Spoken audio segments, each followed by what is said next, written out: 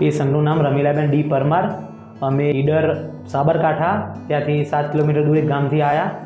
મેં મારા ફોઈના 21 વર્ષ પહેલાં પગમાં 2 સળિયાના ખાયેલા હતા અને રિસેન્ટલી 3 મહિના પહેલાં એ ચાલતા ચાલતા પગ પર વજન આવ્યું તો પડી ગયા ને એમના હિપ જોઈન્ટ તૂટી ગયો। તો અમે ઈડર હિંમતનગરની બહુ બધી હોસ્પિટલોમાં ફર્યા।